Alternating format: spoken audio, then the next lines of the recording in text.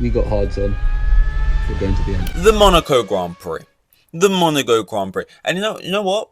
Let me avert expectations. Let me surprise you here. I'm not sure what I named last week's one. Maybe it was Snooze Fest or something. Which if I named last week's one, you're thinking, oh, he's about to do a similar thing here. And that's always the dialogue, isn't it, with Monaco? And no more so than this year's Monaco, which I think was at the first time. I don't know if ever that would be crazy. The sport's been around a while, but maybe at Monaco at least, where the top 10 that qualified has finished as the top 10 exactly in the race. No changes. Usually I'll get out the qualifying, I'll get out of the race. But like, this person went up by one, this person went down by two. That was not needed. It was a copy and paste job, right? But honestly, I've got my boxing gloves on, right? And I'm ready to scrap. Not Monaco, but these Monaco deniers, these haters of Monaco. I can't stand it. I hate it. Every year, like clockwork, right? The whole discussion, the question gets brought up after nearly every single Monaco GP, right? Question being, is it time to get rid of Monaco off the F1 calendar? And I have to say, the only thing more boring than the Monaco Grand Prix is people talking about how boring the Monaco Grand Prix is, because they're wrong. They are fundamentally wrong. For so many reasons, so many. Okay? Sport, it's made up of moments. It is built on history, right? That is what creates something magical. For you to care, you need the people involved to care. And every single driver, right, in Formula One, that has been before, that will come, that is in sport right now, right? They want to win a race. Okay? And ideally, right, if you could ask them which race do you want to win? Why do I keep saying win? If you could ask any Formula One driver on the grid, right, which race do you want to win? All of them would say their home race and Monaco. All of them would probably say that, right? And that's for good reason. Okay, and when we get to the end of the season, when you get to the end of the next season, in 10 years from now, when you think back to moments, great little moments here, a lot of them are going to exist in Monaco. Now, watching it, when you sit there in the present, is it exciting most of the time? No, not really.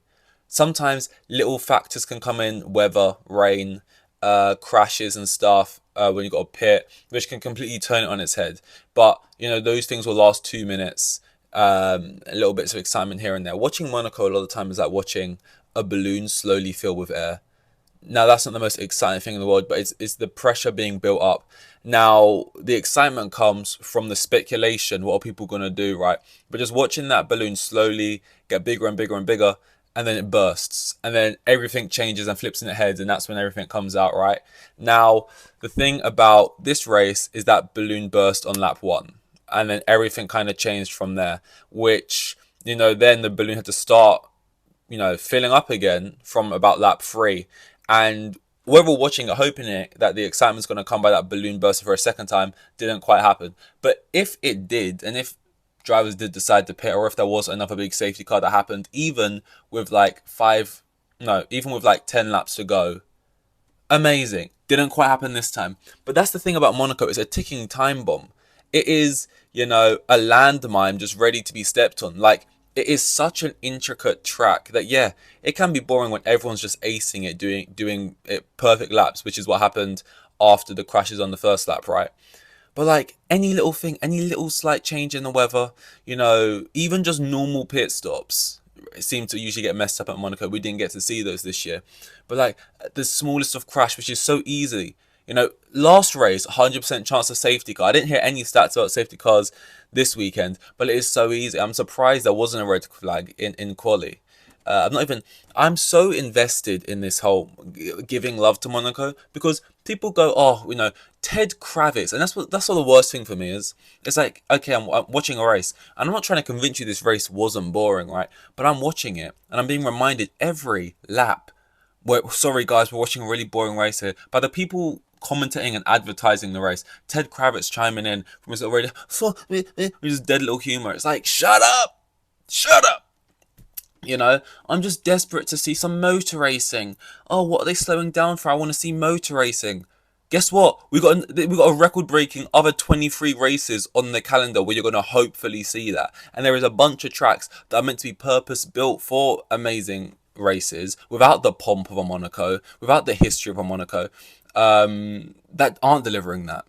But Monaco is the one everyone talks about because, yeah, I get it. It's an extreme sense and it's the most consistent in what it delivers. And I guess once upon a time it was great for just more typical racing with the smaller cars and shit. Yeah, again, I'm reminding you like I'm a newish fan here. You ain't got to remind me of that because I know that's going to immediately be a thing. But I just find it ridiculous. You've got another 23 races on the calendar, right? And I would much prefer being at watching a race at Monaco where the drivers definitely care than pulling in some country just because of money reasons. And I'm not talking about Middle East like or Saudi Arabia or whatever you call it, because everyone loves to shit on them easy like when it comes to sports and them hosting events and stuff. But like anywhere, like if it was, I'm not throwing indirects at America either, but like building a track in some place where there's no history for it yet and no one really cares. And I'm all for new tracks and that. This is kind of getting away from my point. My point just is, if all of the drivers on the grid, all of the last weekend, Daniel Ricciardo was talking in an interview about, yeah, we all kind of look to each other, all the drivers, we kind of know like it's not too fun racing around here. Hopefully they can try and check like the people involved, like the actual people driving it. This weekend, no one's going to be saying that. They drove round in circles, doing behind the people they started with and the people behind them who they started with, right? They drove around for 70 odd laps and you get to the end of the race and you got people like Lando Norris who you didn't make any moves. Like no one made like an overtake, I think, apart from like Zhou on Sargent. And Lando Norris is still talking glowingly about Monaco, still giving Monaco credit. When we saw at least a similar thing last week in Imola and no one giving a fuck. No one wanting it anymore. The discussion about Monaco having to leave, and what I was trying to say earlier about the moments, it's like how ungrateful, by the way, because this has to be said. How quickly have you all forgot about Max Verstappen? Do you not remember last year when he won almost every single race? Red Bull won almost every single race, bar Carlos Sainz, and we thought we were in for something far worse this season. So quickly people are used to the fact that Verstappen's not winning every race. Not me. I'm still loving it. You should feel happy and so grateful and excited just for the fact that he didn't win this race. Nothing else needed to happen for you. What more do you want? We're currently in a season right now where we've had 8 races and 4 different race winners. Charles Leclerc is the 4th different driver to win a race this year. That's great. Who have we had? Remind me. We have had Verstappen, Leclerc, Sainz and Norris all win races this year. And, we got to see Leclerc win at his home, Monaco.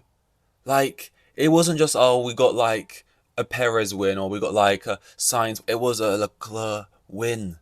One of the most likable drivers in the sport who has failed here. There's storyline to it. Storyline is half of the interest in sport. Let me read you these lines right here, right now, please. The grandstands that he saw built as a kid growing up now rise for him on the final lap. The son of a hairdresser is a cut above the rest. His home race, his home run. The words there of Crofty, and I should probably find the other commentator's name who had the grandstands one. Actually, not sure I can actually see it in my mind, and I can remember it. I'm just more scared to pronounce Jacques. It might just be Jacques. Anyway, just great commentary, and you get the best commentary in moments like this because as much as the commentators want to, we're sort of shitting on this race a little bit because it was a bit boring. It's like, yeah, but you get to the end and there's the feeling of it. You get an emotional Charles Leclerc. You get the images of him jumping into the what do you even call it? Where all the boats are. I was gonna call it like just the water. I think we can call it the water. There's a better name for it than that. Not the pool. I can't remember. But he jumps in there. You get the great images of that. It's just a great one. It's just a great one. And like, yeah, it's less me trying to convince you that like this was actually a really good race. Like, actually, if you didn't think this was incredibly exciting, then apologies. This was a race for the intellectuals. That's what I'm saying. I'm just saying like, the people not like the fact the emphasis is so important on the qualifying and you have to ace it. Like, I don't know much about cars and like driving and that, and I've only been watching the sport for like 3 years. When I watch Monaco, I am genuinely like it looks quick, even though apparently like it's one of the slower tracks on the grid. It just looks fast. It looks intricate and difficult. Like, I'm the most impressed when I'm watching them just rag it around Monaco. Especially how big the cars are. I mean, I like the cars are smaller, but especially because of how big they are and the fact they can. And like lap one, like I feel like we haven't had too many crashes this year or whatever. Like, crashes are great when no one gets hurt, obviously, and you know, I think 7 different drivers made contact. And all across the grid, you had Sainz and Piastri at the front. You had Magnussen and Hulkenberg and Perez at the back, Ocon and Gasly in the middle, and 4 of those 7 drivers all on the same team. You know, 2 Hasses and 2 Alpines. That whole bit of storyline. Team principal really pissed at Ocon for whatever the hell that was. Like, and these are things that's a seed. Seeds have been planted that are gonna grow, and we're gonna see the butterfly flapped its wings here, and we're gonna see the hurricane of those things later on in the season, like Alpine and stuff. I feel like these are gonna be key moments. I just thought it was good, and like it made me feel something at least at the end, like when I can't remember his name, but when the commentator was talking about Charles Leclerc, told his dad. I'm not actually too brushed up on the Charles Leclerc story, that he had made it to Formula One when he hadn't yet, but he just believed he would eventually, and it was more like a little white lie type thing. And he'd been on pole twice, and he had crashed another time around in qualifying, and there's just some multiple times where he could have won it, getting fucked over by his team and that for that pit stop that time, and then just to finally win it at home, it was cool. It was cool. And there'll be other races where there'll be a bunch of overtakes, and they'll be like, because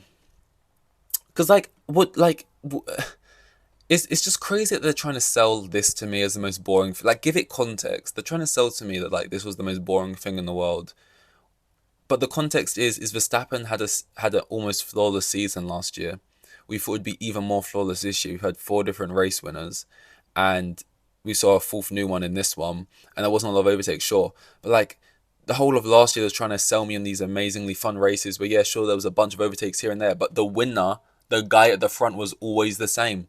The most important position where you want to see changes, nothing was going on. And yeah, if you cover his name, oh, that was a great race.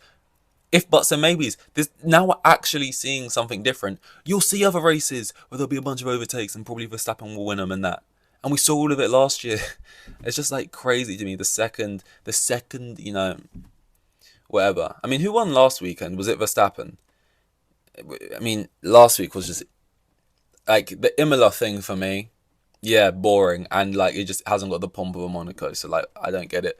Whereas this, it's like, I just don't, the same thing every year, the narrative. I just think I think it has to end. I think it has to stop. I think it is not fair. And I say that, run the Kim Kardashian clip.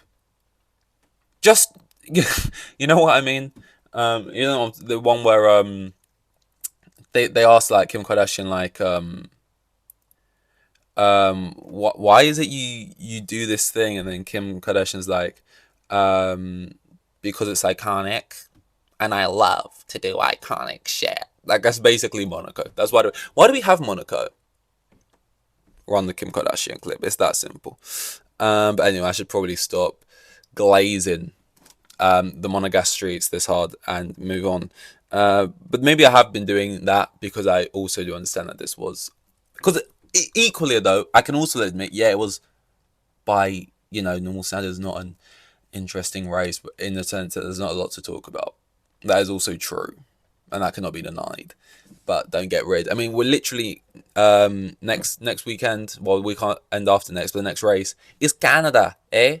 You're gonna have a bunch of overtakes there. You're gonna have a lot of fun, aren't you? It's called, different ends of the spectrum. It's something different. You're getting something different out of it. You got that race where you're literally dying in the car because it's so hot, and you're driving around. You know, you got this race where it's like, oh, it's intricate and it's hard, and the real emphasis is on qualifying. You got other races where, you know, a variety. Otherwise, why don't we just go race at Silverstone for 24 races? We'll get great races. Let's just race at Silverstone. We'll just do that 24 times on the calendar. We'll just do it. We'll go Canada. We'll go to like Spa.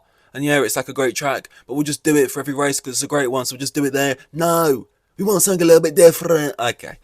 I need to stop. I need to move on. What else have we even got it? Half the grid crashed out on that one. Yeah, that was amazing.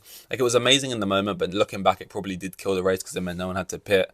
And I think a pit stop was just needed because not because I felt like it's really going to change in the sense that someone will be on better tyres and therefore will overtake you, so that wasn't really going to happen. But just more so because I just felt, and you just felt like it will happen, someone probably would have got screwed in their pit. Not like, as in like, it would have went wrong, their pit, which would have just thrown a spanner in the works. Not wanting it to be Leclerc, but, you know, it was just really easy. The only thing that my problem, though, with like, when you get crashes like that where a lot of things happen, and there's a lot of change. Firstly, with the graphics on the screen, why can they not show us what the order is? I'm sitting there, they're saying the race isn't starting for another 15 minutes. Work it out and put it on the screen. I want to know what the order would have been if we didn't change stuff. Why can they not just show us that? But yeah, the worst thing about it is this whole rule. Like, a red flag in qualifying I don't usually love because I just feel like qualifying's the thing you kind of don't want to have pauses on and have to wait for. And that, like, I just don't really want to. Usually, I just want to see the fastest people actually qualify the front. I don't want to see someone luck into it. Whereas in a race, I enjoy that side of it a little bit more, lucking into cool positions and seeing if you can hold on. But I just think that whole rule, like, oh, something fun has maybe just happened, but then there's this little like exit clause or whatever, which is that if all the drivers didn't get through the sector thing, the first sector mark, then they all just reset back to starting order. This get out of jail free card, which, you know, Sainz uses, that little Cooper Trooper or whatever in the cloud. You know, when you're playing Rainbow Road and you fall off and he like picks you up out of the, like, that's literally what happens to Carlos this race. And it's not just a Carlos thing, but he's lucky as fuck, man, for that to happen. Like, I'm just sick of that little red flag rule. So many, I feel like, good races and things being flipped on the head have just been denied by the fact that, oh, no, we're going to go back to race order. And I haven't researched this, so maybe I'm just chatting shit, but it feels like 9 times out of 10, going back to the original order is usually the more boring option. And, like, it's usually seems so much more fun to, like, stick with what we had. But Sainz, you know, he gets that puncture. He's at the back. It would have been more exciting. I'm sure, like, in terms of overtakes and stuff, which is what people want to see more of. And it's like, if you want to see more of that in Monaco, I also don't feel like that's necessarily Monaco's fault. Like, surely the regulations and that and the cars getting bigger and bigger, like, eventually, yeah, it's going to get harder and harder to overtake on any track, you know? This just happens to be a track where you can't just run people off the road, like Magnussen was doing at Miami. But, like, you know, I just feel like surely cars were once racing around here a lot better, so maybe it's the cars, not the track type thing, but, you know, I need to get back off that train. I just think that race order thing, usually, it's like, as exciting as that was in the moment, like, it was like, another one. Like, you'd see a crash, and then all of a sudden they show us a replay, and it's like, oh, 2 other guys got in a tangle. Oh, 2 other guys got in a tangle. Like, Perez's car looked like a crashed, like, that Red Bull looked like a Red Bull can. It was crushed. It looked like you know when you used to get a can, and you'd crush it, and you'd put it in, like, the spokes of the tyre, not the spokes of the tyre. Well, you could either put it on the frame, sort of the middle, or you could put it just under the seat, and it would, you know, make your car sound like your car. Well, that's what it was to you when you was a child. It'd make your bike, your normal push bike, sound like it had an engine on it. That's what Perez's car looked like after he got into a bit of a collision with Magnussen, of course, and then Hulkenberg tried his best. You know, like in an action movie when, like, you see the main actor, like, sprinting for his life to slide over like a door that's shutting like this. And obviously in the movies, they always slide through and go under, because otherwise we'd see their head crushed by a ton, however heavy that door is, shutting on them. This was one of those examples. Hulkenberg's like sprinting for his life, just trying to slide under the door, and he just gets his feet taken out from underneath him, and he doesn't get through. He like, or his head gets through, and the rest of him's on the other side. But yeah, spoke about how the commentators did nothing but talk about how shit the race was, and the thing that's what's annoying about it. There's actually storylines, and like, for all they know, this exciting thing could happen. There was still things I feel like to speculate about. Like, after the fact, you can talk about it and be like, yeah, but it ended up being boring. But in the moment, all they're talking about is, God, sorry guys, we know this is boring. It's not great round here, but we know what it's like. I mean, Crofty does his best, but I just feel like Crofty's like the angel, Ted's the little devil. I'm just like, fuck off, Ted. But that doesn't help. Also, Tsunoda just constantly scores points, and this is no longer the Yuki Tsunoda coming of age story. He's came of age and he's a full grown man now. Like, he's just like a very competent, consistent, level-headed driver, and it's like, sure, Red Bull might break him, but just chuck him in a Red Bull at this point. Like, I feel like he deserves it out of all of the options. I think it's the beginning of the end for Perez. He started the season off well. I think a lot of people thought it was going to be immediately shit, but I think he's starting to unravel now, and we'll see if that continues. But I just think, put Tsunoda in that Red Bull, put Lawson in that Red Bull Light, and put Perez in a retirement home. To be fair, I do understand that maybe Perez, at this point, deserves to be in the sport more than like a Daniel Ricciardo. But I'm a Daniel Ricciardo fan, and I'm biased. So therefore, I say Perez is going in the retirement home, and Daniel sticks around. I just find Daniel more exciting. Daniel provides moments when he does do well. It's just, whereas Perez, he just doesn't have it. Like, when you think of the commentary and the celebrations of Daniel winning at Monza or at Monaco, this is a lot more. Perez doesn't really provide entertainment as a viewer in the same way as a Daniel does. Sorry. I don't think Daniel's actually doing that bad anymore now. I think he's actually driving alright. It's just Tsunoda's really good and doing better. Hoping for a big weekend from Daniel in Canada. And considering this race was like where you qualify is where you'll finish, needed him to qualify a bit better. He didn't get into Q3. What else we got? I mean, I guess finally, as well, can we all just give a round of applause to Mr. George Russell, who I think for the first time maybe in his life learned how to preserve his tyres. I know. Give it up for George Russell. He learned how to preserve his tyres. George Russell was trying his same old bullshit, getting on the radio. They're like, George, what are you doing? He's like, this is my chance. You've only got one shot. Do not miss your chance to blow.